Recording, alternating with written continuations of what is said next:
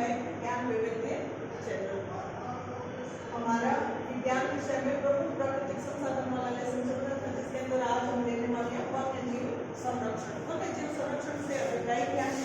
जैसे हमने देखा था कि वन जो है या प्राकृतिक संसाधन है उनका किस प्रकार से दुर्गुण हो रहा है, जिससे हमें खतरा बन रहा है कि आने वाले समय में ये प्राकृतिक संसाधन है इनकी कमी होने वाली है, जिनको यदि हम विवेकपूर्ण या समुचित तरीके से उपयोग में नहीं लेंगे तो इससे अभिप्राय यही होगा कि आने वाला समय इन प्राकृतिक संसाधनों की कमी से युक्त रहेगा।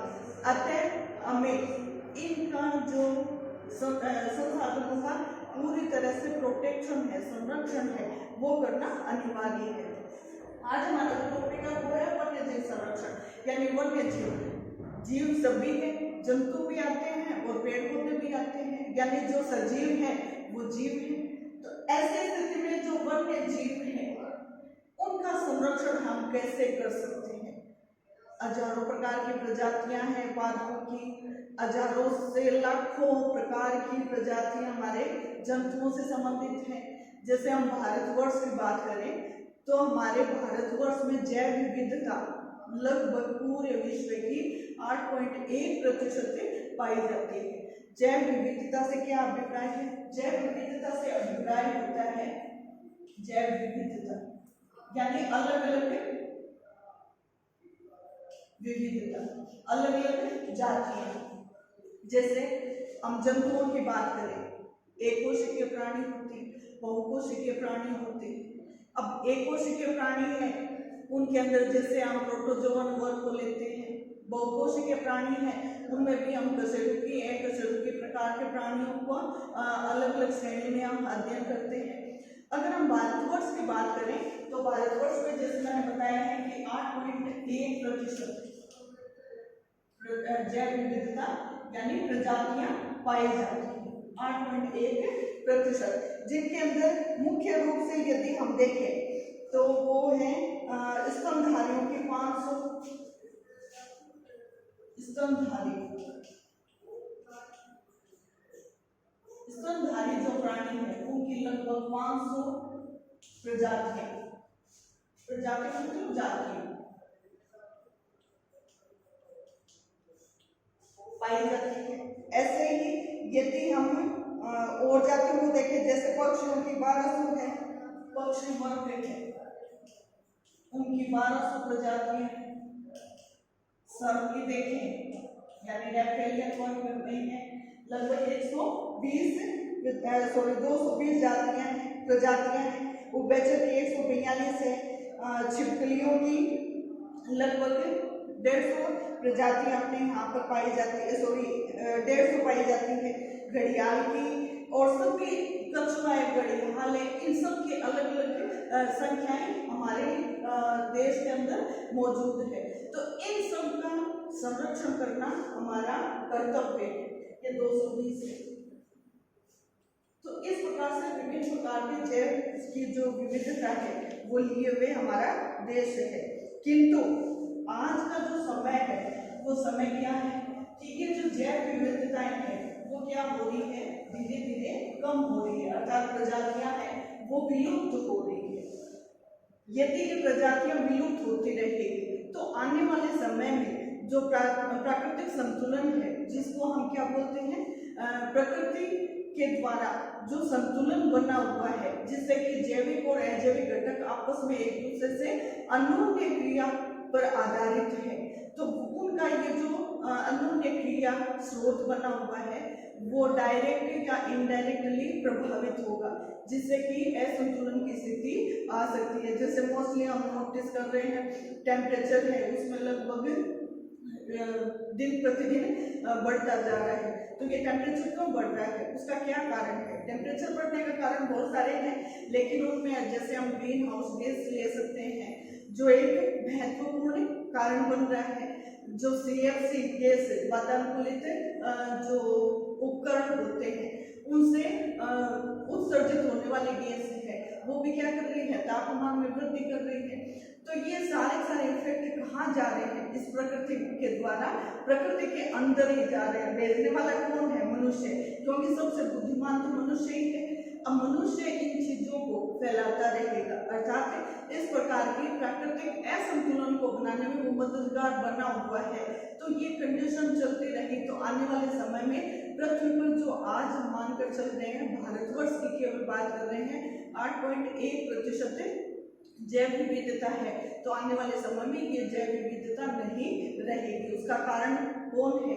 सोच कर देखो, मनुष्य ही है। कारण क्या है? उसके अंदर बुद्धि है और वो उस बुद्धि को किस में काम में ले रहा है? उस प्रकृति को दोहन करने में लगा हुआ है। सब अब हम लेते हैं कि वन्य जीवों के विलुप्त होने के कारण, यानी जो वन्य जीव है इनके विलुप्त होने के कारण,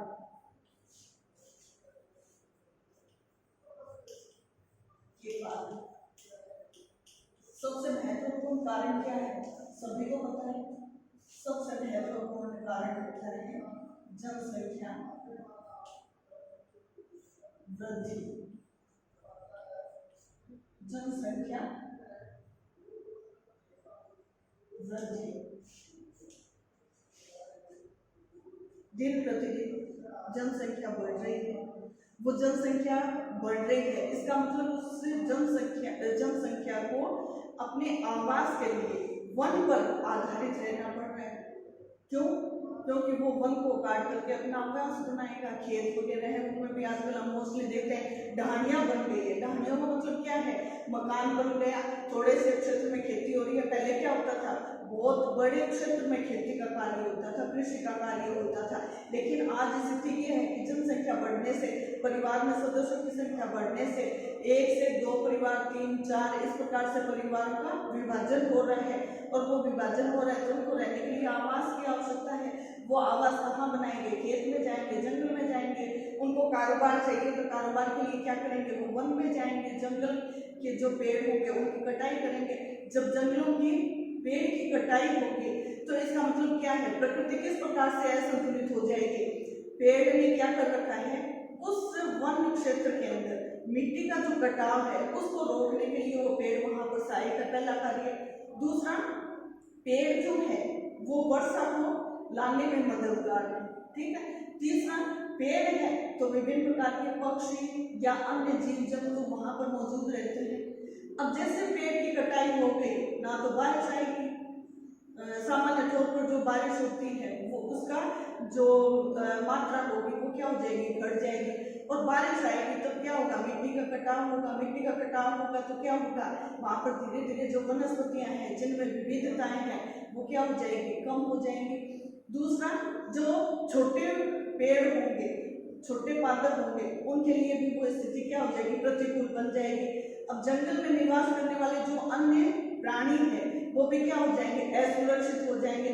तो उनके द्वारा भी वहां से पलायन कर लिया जाएगा या किसी कारण से वो शिकार बन जाएंगे। तो ऐसी स्थिति में क्या होता है? प्रकृति डायरेक्ट उससे प्रभावित हो रही है। किससे? जनसंख्या से। तो जनसंख्या वृद्धि दूसरा जो इसके महत्वपूर्ण कारण है, यानी सबसे पहले हम जिसके अंदर जनसंख्या वृद्धि ले रहे हैं वो किसके अंदर ले रहे हैं?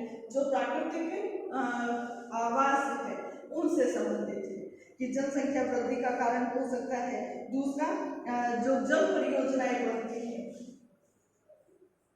जल परियोजना, जल परियोजनाएं कौन सी है? जैसे भाखड़ बांध, बागड़ा बांध, जो भी है इस प्रकार से, जवाई बांध है, राजस्थान की बात करें तो इस प्रकार से बहुत सारे माही बांध है। तो ये बांध क्या हो रही है? जो नदी है उसके पानी को वो रोक कर रखते हैं। जब उस भाग में जल क्षेत्र बढ़ जाता है तब क्या कर दिया जाता है? उस जगह का वो उसके कुछ कपाट होते हैं उनको खोल दिया जाता है, वो पानी बह करके निचले जो स्तर है वहां तक आ जाता है, ठीक है। अब ये स्थिति कब बनती है? जब जल का स्तर बढ़ जाएगा। अब सपोज कीजिए एक गांव है, उस गांव के अंदर जल परियोजना से संबंधित इस प्रकार से बांध बनाए जाते हैं। तो ऐसी स्थिति में क्या किया जाएगा? उस जगह के जो बांध बनना है उसके आसपास के कुछ किलोमीटर के एरिया को खाली करवा लिया जाएगा, ठीक है। अब खाली करवाया जा रहा है तो वहां से लोगों का तो पलायन हो गया, उनको कोई दूसरी जगह दी जाएगी रहने के लिए। दूसरा, वहां के आसपास की जो वनस्पतियां हैं वो भी काट दी जाएंगी क्योंकि वो बांध बनना है। तो ऐसी स्थिति में क्या हो रहा है, जो वन्य जीव है उनकी संरक्षण में कमी आ रही है। तो जल परियोजनाएं भी क्या कर रही है, वन्य जीव के विलुप्त होने का कारण बन रही है। तीसरा है, जंगल जो है उनमें खनन का कार्य चलता है या पेड़ कटाई का कार्य चलता है या वहां पर फैक्ट्रियां लगनी है, तो उस स्थिति में उस वन को ही महत्वपूर्ण माना जाएगा फैक्ट्री को स्थापित करने के लिए। तो उस स्थिति में भी वन का क्या हो जाएगा, वहां से वन जो है उसके कुछ क्षेत्र को फैक्ट्रियों को स्थापित करने के लिए काम में ले लिया जाएगा, तो वो वन क्षेत्र क्या हो जाएगा, कुल वन क्षेत्र से कम हो जाएगा। तो ऐसी स्थिति में उस वन क्षेत्र के अंदर जो मौजूद प्राणी है वो क्या हो जाएंगे, कम हो जाएंगे, वो अपने आप को असुरक्षित महसूस करेंगे उस एरिया में, तो वो वहां से पलायन कर जाएंगे। चौथा जो कारण है वो है जैसे समुद्री जल, उस समुद्र के अंदर जहां से तेल निकलता है, समुद्र के तेल जो टैंक होते हैं उनमें रिसाव हो जाता है, और ये रिसाव क्या बनता है, जो समुद्र में निवास करने वाले प्राणी हैं, समुद्री जीव है, उनके जीवन को क्या कर देते हैं, वो नष्ट कर देते हैं। ठीक है, ये टैंकर होते हैं जिनमें थोड़ा सा भी रिसाव हो गया तो वो क्या हो जाएंगे, तेल को वहां पर रिसाव होने के लिए उस समुद्र के अंदर जगह मिल गई, और वहां वो जिस जगह से ले जाए जा रहे हैं कोई दूसरी जगह पर लेकर जा रहे हैं, और वहां का जल जीवों के लिए महत्वपूर्ण है, और वो जलीय प्राणी क्या हो जाएंगे, उस तेल की वजह से प्रभावित हो जाएंगे और वहां से वो मर जाएंगे या हट जाएंगे, नष्ट हो जाएंगे। ठीक है, ऐसी green house gas, green house gas वो भी क्या करती है, वन्य जीवों के विलुप्त होने का कारण बन जाती है। यानी ग्रीन हाउस गैस होगी तो वो क्या करेगी, वातावरण के तापमान को बढ़ा देगी, बढ़ाने से क्या हो जाएगा, जीव जंतु है वो डायरेक्ट रूप से प्रभावित रहेंगे। वन्य जीवों का अवैध शिकार, वन्य जीव अवैध यानी गैर कानूनी शिकार, मोस्टली हम न्यूज़पेपर में पढ़ते हैं कि बहुत सारी ऐसी जगह है जहां पर वन्य जीवों का शिकार चल रहा है, ऐसे क्षेत्र है जहां पर उनको आखेट के ऊपर पूरी तरह से पाबंदी होती है, लेकिन उसके बावजूद भी उनके द्वारा वो वन्य जीव है उनका शिकार किया जाता है। तो ये भी क्या है, जीवों की नष्ट होने का एक कारण बन रहा है। प्रदूषण भी क्या है, जीवों के रहने के लिए जो ये प्रदूषण है वो बाधक बन जाता है। तो जीवों को शुद्ध रूप से गैस का अभाव हो जाएगा जो श्वसन क्रिया के लिए आवश्यक है, या पीने का जो जल है वो प्रदूषित होगा तो वो भी उनके लिए घातक हो सकता है। मृदा है, मिट्टी है, जहाँ पर वो रह रहा है, अपने आवास को बनाए हुए हैं, वो क्षेत्र भी क्या करेगा, उसके प्रदूषण के कारण उसको प्रभावित कर देगा। मानव और वन्य जीवों से में संघर्ष, मानव व वन्य जीवों में संघर्ष,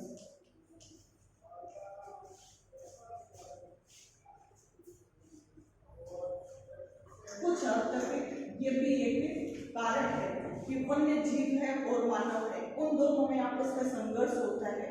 उस वजह से आजकल हम न्यूज़पेपर में बहुत बार ऐसे देखते हैं कि वो उस जगह पर बघेरा आ गया और बघेरे ने व्यक्तियों को नुकसान पहुंचाया। व्यक्तियों ने क्या किया, जब किसी व्यक्ति को खतरा बन जाता है या किसी व्यक्ति को नुकसान होता है तो दूसरे व्यक्ति होंगे वो क्या करेंगे, ग्रामवासी होंगे, वो उस जंतु को मारने की कोशिश करेंगे।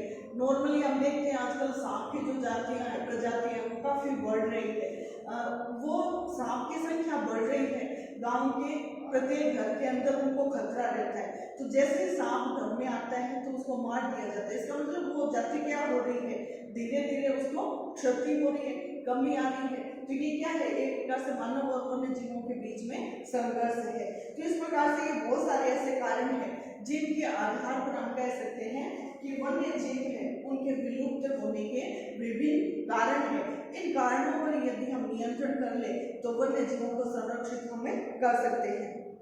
भारत वर्ष जो है उसके अंदर 1952 से 1972 तक, 1952 से 1972 तक एक वन्य नीति बनी हुई थी, नीति बनी हुई थी। इस वन्य नीति में क्या था कि ये जो वन्य जीव है इनके संरक्षण से संबंधित नियम बने हुए थे, कठोर कानून बने हुए थे। लेकिन धीरे धीरे क्या हुआ, ये वन्य नीति जो है उसको एक नए रूप में ढाल दिया गया जिसको वन्य जीव संरक्षण नियम के अंतर्गत रखा गया। 1972 में वो बनाया गया था। ये पहले तो वन्य नीति थी और फिर 1972 में वन्य जीव संरक्षण अधिनियम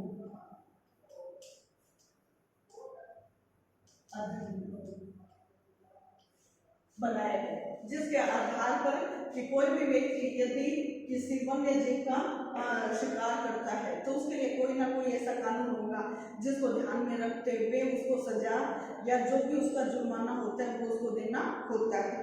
तो इस प्रकार से वन्य जीव सुरक्षा अधिनियम बना हुआ है। इनके अंदर वन्य जीव संरक्षण अधिनियम जो है इसके अंतर्गत वन्य जीवों की सुरक्षा की पूरी तरह से पालना की जाती है। जो इसमें संशोधन होकर के काफी सारे नियम है वो भी इसमें लागू कर दिए गए। सबसे पहले 1948 में एक, या आप लोगों ने नोट कर लिया होगा, इसको हटा दूं।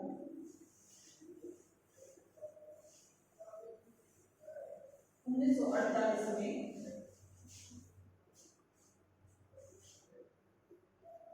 एक समिति बनाई गई, IUCN। इसका पूरा नाम क्या है, international union for conservation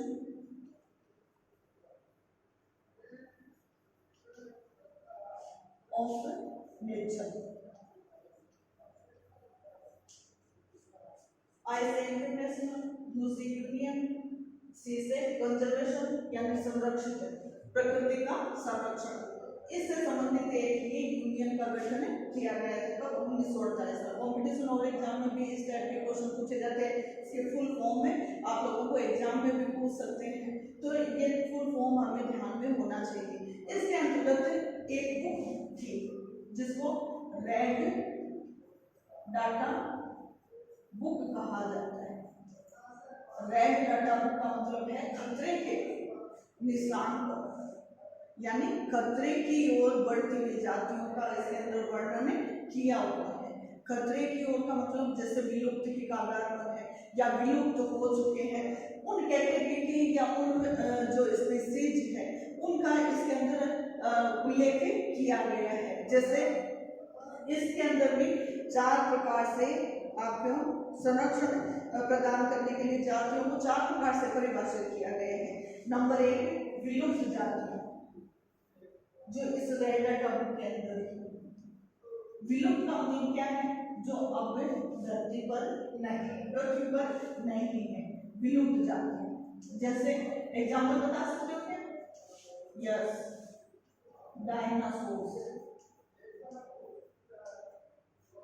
dinosaur आप लोगों ने देखा है, इसकी मूवी देखी होगी, डायनासोर होते थे और वो जब थे तो प्रकृति अलग प्रकार से थी और आज वो प्राणी नहीं है, दूसरे प्राणी उनमें से विद्युत होते हुए या किस प्रकार से उनकी विद्युति हुई है वो विभिन्न तरीकों से विभिन्न चरणों में हम आगे भी दिया हुआ देखेंगे कि किस प्रकार से जातियों या किसी जो प्रजाति है उसकी उत्पत्ति कैसे होती है उसके बारे में दिया हुआ है। ठीक है, ये डायनासोर। दूसरा है संकटग्रस्त जाति। संकटग्रस्त जाति कौन सी है? संकटग्रस्त का मतलब क्या है? जो संकट में आ चुकी है, जो विलुप्त होने के कगार पर है, अभी विलुप्त हुई नहीं है लेकिन विलुप्त होने के कगार पर है। हमारा यहाँ का एक पक्षी है गोडावण जिसको बोलते हैं, नाम सुना होगा। ये गोडावण क्या है? संकटग्रस्त जाति है गोडावण, ठीक है, पक्षी है।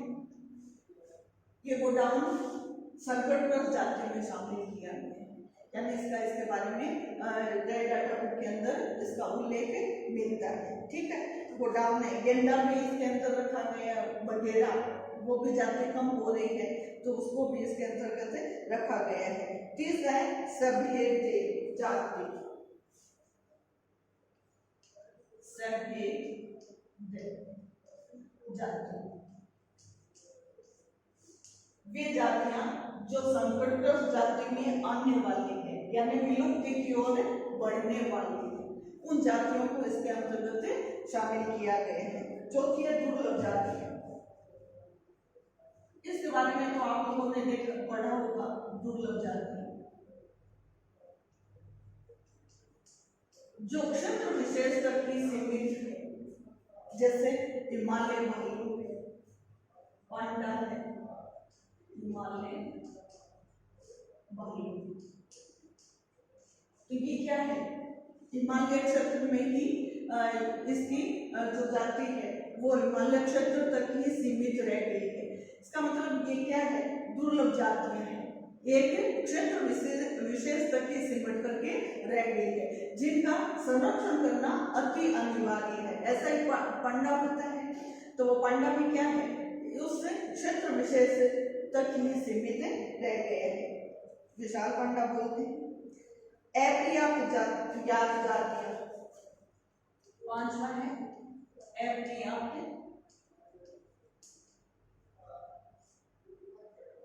ज्ञात जातियां। अपर्याप्त का मतलब क्या है? जिनकी संख्या का हमें पता नहीं है। अज्ञात, अज्ञात, अज्ञात, अज्ञात जातियां। अज्ञात का मतलब क्या है? संख्या हमें पता नहीं है, ज्ञान हमें है नहीं कि कोई ऐसी जाति है।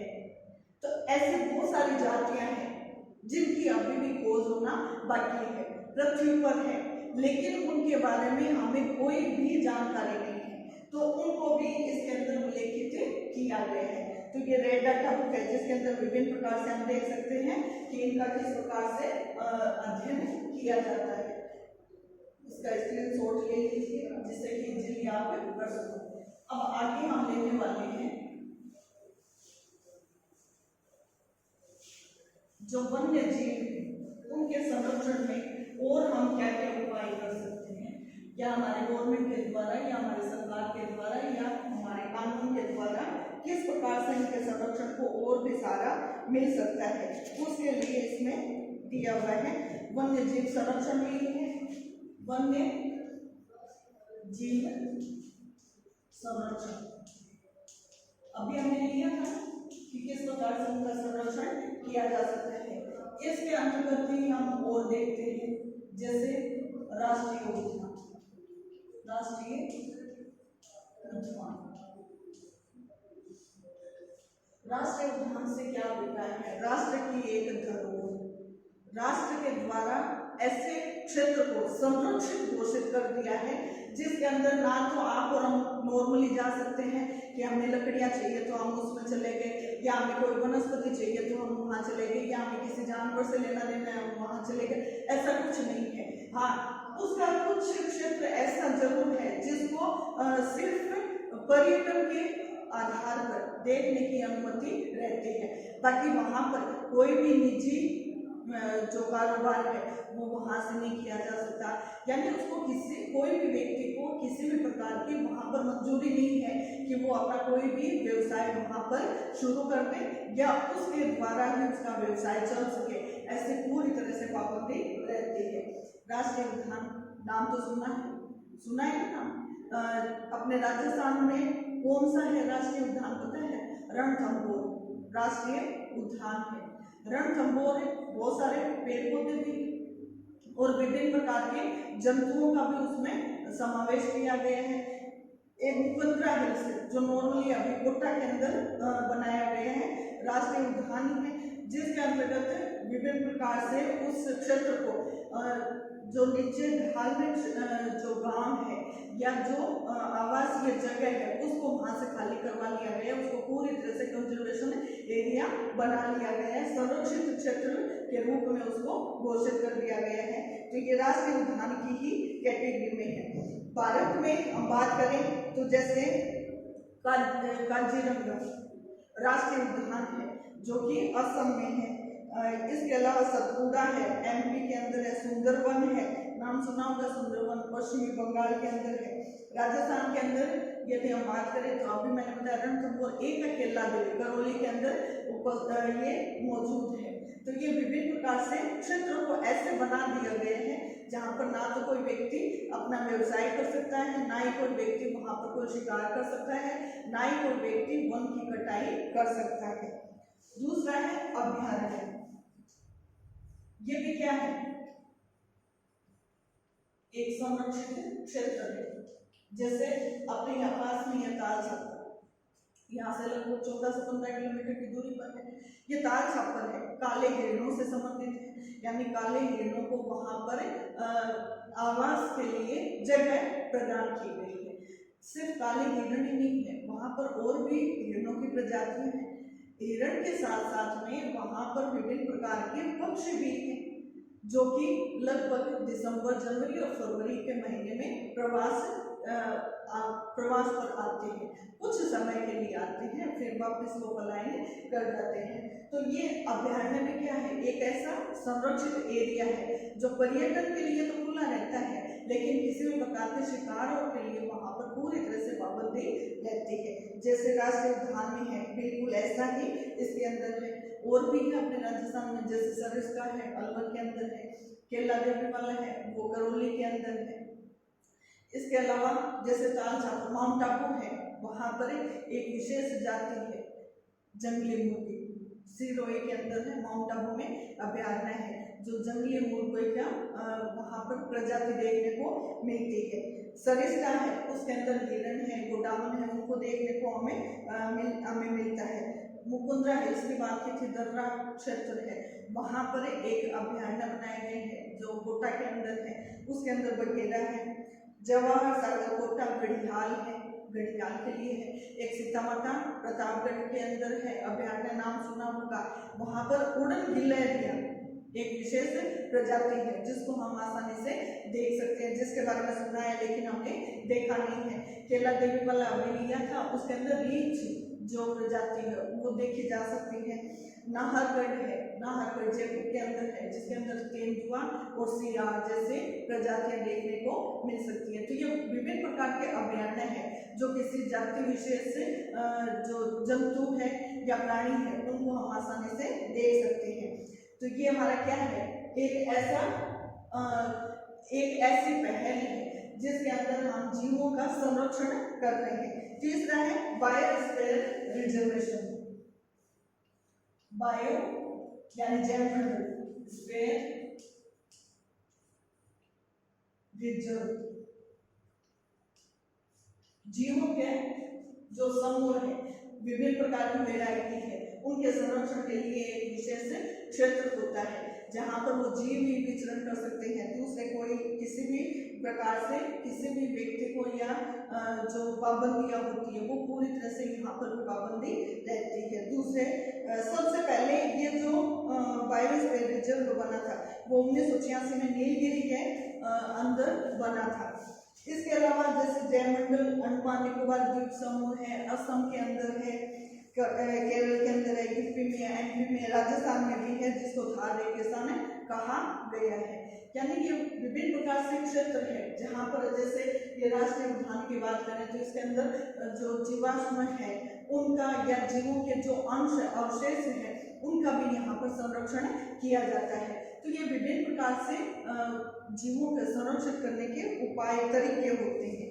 अब हम लेते हैं जल संरक्षण एवं उनके उपाय, प्रबंधन कैसे किया जाता है। यानी जल संरक्षण,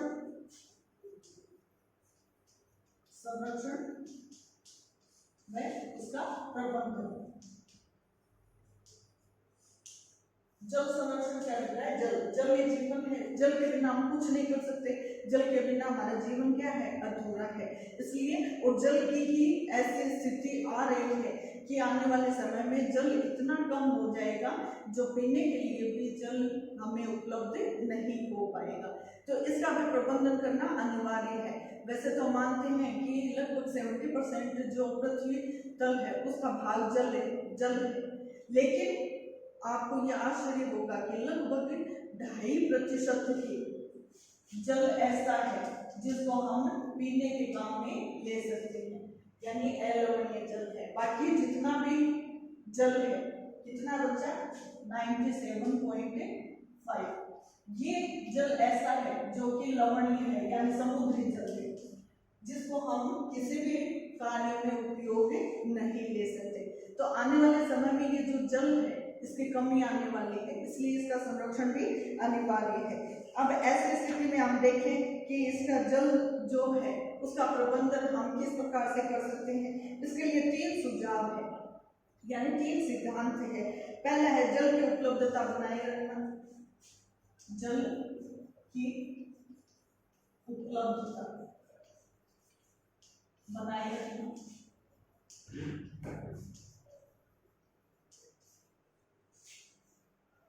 यानी जल है उसकी उपलब्धता, जितना जल है उतना हमारे पास में मौजूद रहे इन फ्यूचर, तो उसको बनाए रखने के लिए हमारे द्वारा जो प्रयास किए जाने हैं वो प्रयास होते रहने चाहिए। दूसरा है जल को दूषित होने से बचाना, जल को प्रदूषण से बचाना, तभी तो वो हमारे काम में आएगा, वरना हमारे किस काम।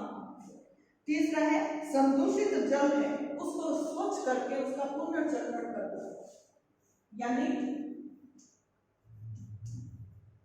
पुनर्चक्रण। पुनर्चक्रण का मतलब क्या है? जैसे जल की बहुत अधिक मात्रा ऐसे होती है जिनको बड़े बड़े महानगरों के द्वारा ऐसे ही प्रवाहित कर दिया जाता है। यदि उसको एक जगह पर इकट्ठा करके उसको पुनः चक्रित करें, यानी वो दूषित है, गंदा है, उसको वापस स्वच्छ करके काम में लेने योग्य बना दिया जाए, तो ऐसे बहुत सारे प्लांट कार्य कर रहे हैं जो कि विभिन्न तरीकों से जल को प्रदूषित होने से बचा रहा है, उसके साथ साथ उसका पुनर्चक्रण में भी सहयोग हो रहा है। इसके अलावा जल संरक्षण और जो प्रबंधन के उपाय है वो कौन कौन से हो सकते हैं? जैसे जल है उसको ऐसी संपत्ति घोषित कर दे कि इसके बिना आने वाले समय में जो आने वाला समय है जल के बिना कुछ भी संभव नहीं है, तो जल को एक राष्ट्रीय संपदा घोषित कर दिया जाए तो जल के संरक्षण इजीली हो सकता है। दूसरा है कि जो जल है, बारिश का जल है, उसको संग्रहित करने के लिए विभिन्न प्रकार की जो युक्तियां हैं या विभिन्न प्रकार के मेथड है उनको यदि अप्लाई किया जाए, जैसे घर के अंदर कुंड बने हुए हैं, वो बने हुए हैं, उनमें उनको संरक्षित करके रखा जाए, कंजर्वेशन किया जाए, तो उस स्थिति में हम जल का प्रबंधन इजीली कर सकते हैं। यानी पूरे साल भर के लिए उसको संग्रहित करके रख लिया जाए तो 1 साल तक पीने का पानी की कोई भी दिक्कत नहीं आएगी। तीसरा, घर के उपयोग में जो हम जल लेते हैं उसकी बर्बादी को रोकना चाहिए, यानी सीमित मात्रा में जल का उपयोग किया जाना चाहिए। भूजल का अति दोहन नहीं होना चाहिए कि व्यर्थ में बहा दिया, भूमि से जल ले रहे हैं हैंडपंप के द्वारा और उसको ऐसे व्यर्थ बहा रहे हैं, ऐसा नहीं होना चाहिए, क्योंकि उसके अंदर भी आने के लिए बहुत समय चाहिए। जल को प्रदूषित होने से रोकना चाहिए, जल को पुनर्चक्रित करने का कार्य भी किया जाना चाहिए। अभी हमने देखा था उसमें बाढ़ नियंत्रण जो है, बाढ़ नियंत्रण की स्थिति में जैसे नदियां आ रही है, बह रही है, काफी पानी आ गया है, तो उसके लिए एक निकासी की समुचित व्यवस्था होनी चाहिए जिससे उससे जल को भंडारित करके रखा जाए और समय के साथ साथ कृषि में है या घरेलू उपयोग में उसको काम में लिया जा सकता है। जैसे नहर की योजना बनी, नदियों से निकलने वाली है तो वो जल कार्य में आ रहा है, काम में आ रहा है, तो उसको हम समुचित तरीके से यदि उपयोग में ले तो वो हमारा बहुत सहयोग कर सकता है। ऐसे सिंचाई के लिए फव्वारा पद्धति या बूंद बूंद जो प्रणाली होती है उसको काम में लिया जाए तो जल के अतिरिक्त दोहन है उससे हम बच सकते हैं। आगे समाकलित जल संवर्ग, समाकलित जल संवर्ग, जल संवर्ग प्रबंधन क्या होता है? समाकलित का मतलब सभी के साथ, सभी को किस प्रकार से, जैसे कृषि है, वन है या हमारे द्वारा काम में लिया जाना है, तो उनका समाकलित प्रबंधन किस प्रकार से हम कर सकते हैं। तो इसके लिए हमें बहुत सारे उपाय अपनाने पड़ते हैं जिस आधार पर हम इसका उपयोग हमारे द्वारा भी, कृषि के अंदर भी और वन्य जीवों के लिए भी उसका समुचित उपाय हो सकता है, उपयोग में लिया जा सकता है, प्रबंधन हो सकता है। भू आकृति होती है, उसके आकार में किस प्रकार से बदलाव किया जाए जिससे कि जल संग्रहण क्षमता बढ़ जाए। तो कृषि जैसे नहरें, नहर से कृषि कार्य भी होता है, तो मनुष्य के लिए पीने के लिए जल की व्यवस्था या उसको उपयोग में लेने के लिए जल की व्यवस्था भी की जाती है। तो वो क्या है? समाकलित जल संवर्ग प्रबंधन। ठीक है, जल संवर्ग ये एक साथ आने वाला शब्द है। वर्षा जल संग्रहण, वर्षा जल संग्रहण बहुत तरह की युक्तियां हैं। मोस्टली आप लोगों ने सुना होगा, जैसे हमारा नागौर डिस्ट्रिक्ट है, पीने के पानी की बहुत बड़ी समस्या है। तो पूरे साल के लिए जो बारिश का पानी है उसी पर पीने को काम में लिया जाता है, उसी पर निर्भरता रहती है मनुष्य की।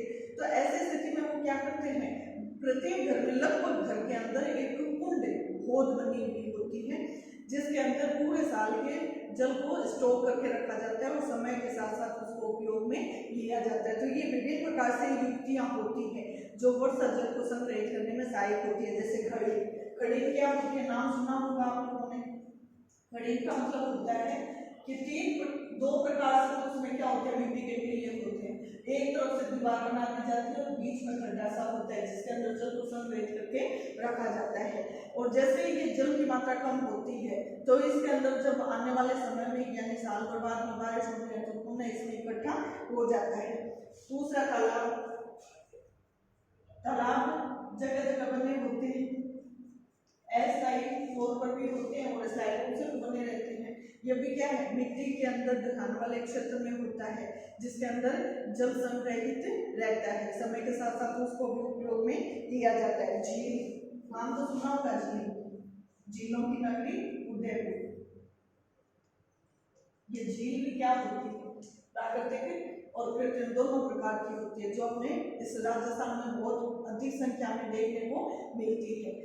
या तो देश के अंदर हम फिनलैंड की बात करते हैं, वो है नदियों का देश, और हमारे राज्य भारत के अंदर हम बात करें तो राजस्थान में उदयपुर है झीलों की नगरी। इस प्रकार से झील बहुत सारी संख्या में पाई जाती है। बावड़ी, नाम सुना होगा, बावड़ी। बावड़ी क्या होती है, एक कला होती है। ये बावड़ी के अंदर भी जल को संग्रहित करके रखा जाता है। टोबा, नाम सुना होगा।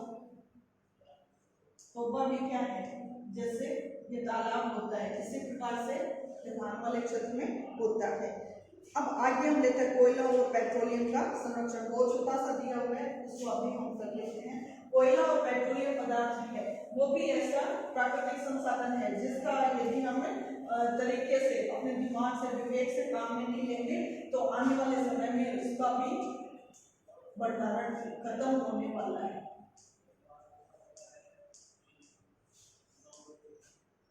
कोयला एवं प्राकृतिक तेल है, पेट्रोलियम, पेट्रोलियम।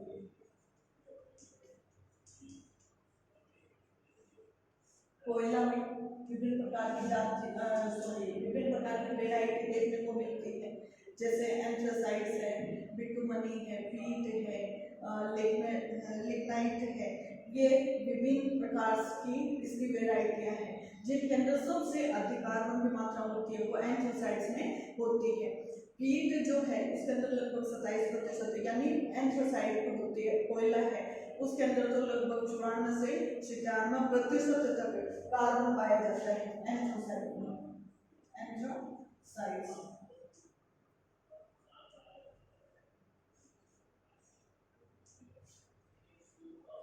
एंथ्रासाइट, जिसके अंदर 94 से 98% यानी 94 से 98% कार्बन उपस्थित होता है। और पीट ऐसा होता है जिसके अंदर सबसे कम कार्बन पाया जाता है, 27% कार्बन पाया जाता है। पीट 4 प्रकार की वैरायटी बताएंगे। तो अब कोयला है वो भी क्या है, एक ऐसा संसाधन है जो कि धीरे धीरे नष्ट होने वाला है या नष्ट होने के कगार पर है।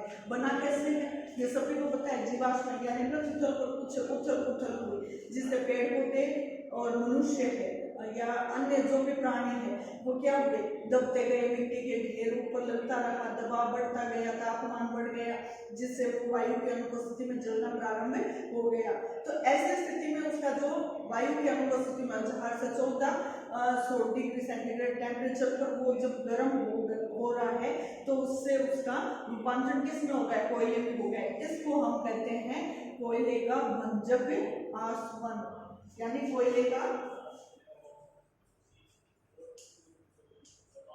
भंजक आसवन क्या होता है, वायु की अनुपस्थिति में 1000 डिग्री सेंटीग्रेड से 1400 डिग्री सेंटीग्रेड तक उसको गर्म किया जाता है। तो उससे जो कोयला प्राप्त होता है उसको हम क्या कहते हैं, उस कोयले का भंजक आसवन कहते हैं। तो विभिन्न प्रकार से ये प्राप्त किया जा सकता है। ये जो कोयला होता है जब इसको प्राप्त किया जाता है तो सिर्फ कोयला ही प्राप्त नहीं होता भंजक आसवन से, इससे कुछ गैसें भी प्राप्त होती है, अमोनिया गैस है या कुछ पेट्रोलियम पदार्थ भी प्राप्त होते हैं। दूसरा हम लेते हैं पेट्रोलियम। पेट्रोलियम क्या होता है, लिक्विड है, जैसे कोयला है, पेट्रोल है, डीजल है या प्राकृतिक गैस है। इस प्रकार से ये पेट्रोलियम पदार्थ है, इनकी भी क्या आ रही है, समस्याएं बढ़ रही है। तो इनका ऑप्शन हमें पता होना चाहिए।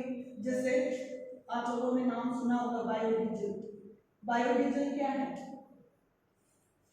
बायोडीजल जो है वो एक ऐसा कृत्रिम प्रकार से तैयार किया जाने वाला पेट्रोलियम पदार्थ है जो कि कम से कम हानिकारक होता है। जैव न्यूनीकरण की क्रिया इजीली हो सकती है, पर्यावरण है उसका प्रदूषण भी इससे कम होता है, इजीली इसको प्राप्त किया जा सकता है और नवीकरणीय प्रकार की प्रकृति का संसाधन होता है। यानी इसको इजीली हम प्राप्त कर सकते हैं, मनुष्य के द्वारा बनाया जाना है तो इजीली हम इसको तैयार कर सकते हैं। तो इसके लिए भारत में एक ऐसी व्यवस्था शुरू की जा रही है जिसके अंतर्गत बायोडीजल को बनाया जाना अनिवार्य किया गया है कि इस प्रकार से बायोडीजल को प्राप्त किया जा सकता है। ठीक है, बायोफ्यूल और बायोफ्यूल अथॉरिटी इस प्रकार का एक गठन किया गया है। ठीक है, बायोडीजल भी बड़ा है।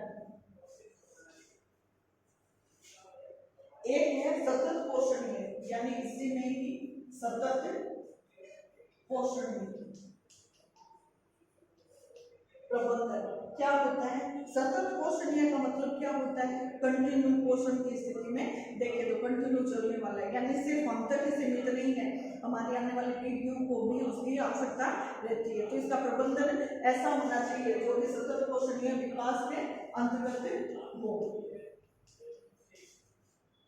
आगे है प्राकृतिक संसाधनों के संरक्षण में जन भागीदारी। जैसे 2 प्रकार की इसमें सिर्फ छोटे से बताऊंगी।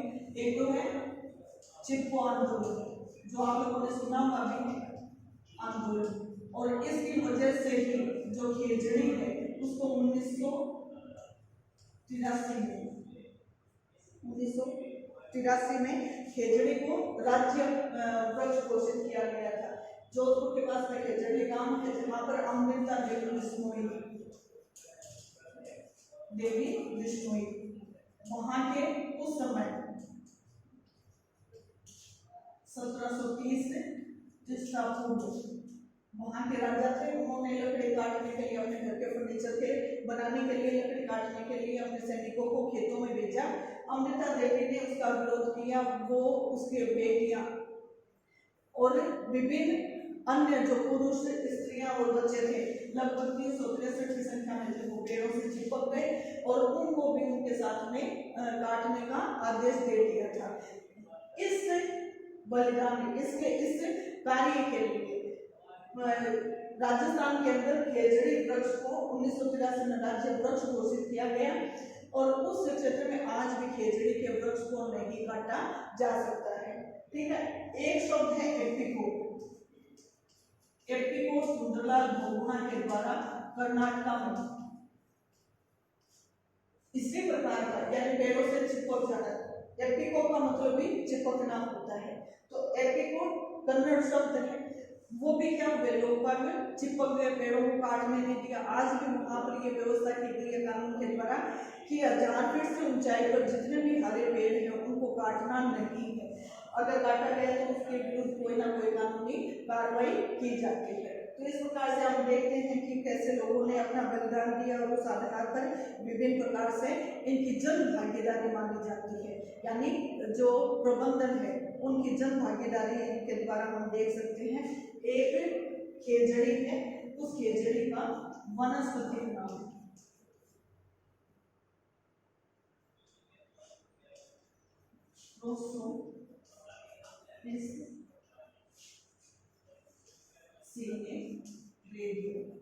ये इसका वनस्पति का नाम है।